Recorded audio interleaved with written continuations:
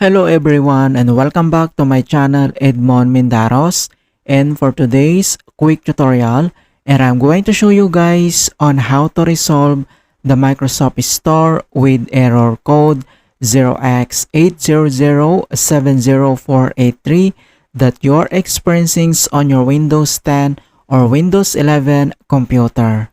So typically appears when trying to open the Microsoft Store, launch apps, download from it, or when attempting to troubleshoot related issues. This error can prevent users from downloading, updating, or even accessing their apps, and primary cause of this error is open corrupted cache files. Kung paano ba natin yan i-fix, and without further ado, and let's go ahead. So all you have to do is to open up on a search menu, and dito lang sa search for apps, so kailangan mo lang i-type yung command keyword na WS reset. Ayan. And next step, so click mo lang dito yung open. So this procedure is a troubleshooting tool which is used to reset or clear the Windows Store without changing the account settings or deleting installed apps. So kaya ginagawa natin yung command keyword na WS reset is to restore the default settings yung Microsoft Store. Okay, so makikita mo dito na na-restore na siya. And another solution na pwede natin gawin, so close lang natin tong Microsoft Store. So dito lang ulit sa search menu, and dito sa search for apps, so type mo lang dito yung settings, and click mo lang dito yung open. And next step, so dito lang sa left side menu, and then kailangan mo lang select dito yung apps. And dito sa right side, kailangan mo lang i-click dito yung installed apps. So dito lang sa search app, so kailangan lang natin i-search dito yung Microsoft Store. So type mo lang siya, and then makikita mo kaagad dito, okay?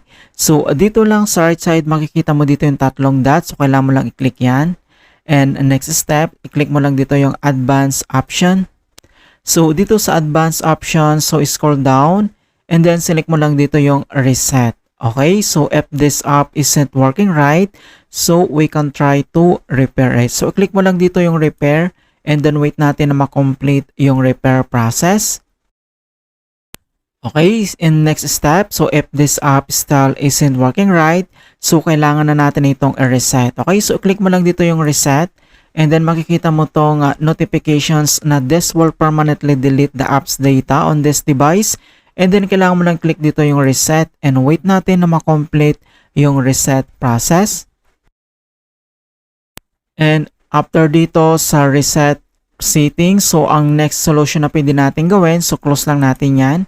And dito lang ulit sa search menu, and dito sa search for apps, so type mo lang dito yung CMD, or ito yung tinatawag na command prompt. So kailangan mo lang mag right click, and select mo lang dito yung run as administrator. If you receive user account control, and then i-click mo lang dito yung yes. So dito sa administrator command prompt ay kailangan lang natin i-enter yung command keyword na dsym space / online space / cleanup -image space / restore health. So copy lang natin yan. And then kailangan lang natin ditong i-paste. So Ctrl+B, and press mo lang yung enter. Makikita mo na dito na deployment image servicings and management tool. So dito ay kailangan lang natin hintay na ma-complete yung verifications into 100%.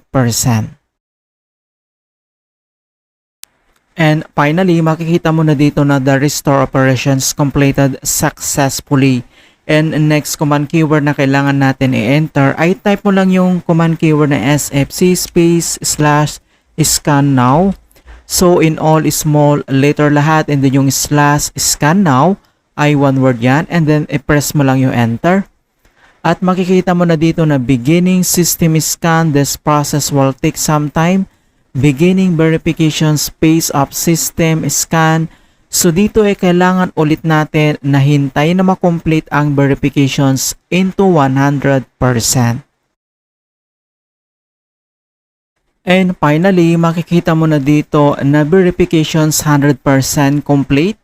And then after dito sa CMD and then close lang natin yan. At dito lang sa start menu at kailangan lang natin mag-restart. Okay, click mo lang ito. Alright, so ganoon lang po kasimple on how to fix Microsoft Store with error code 0x800704883 in Windows 10 or Windows 11.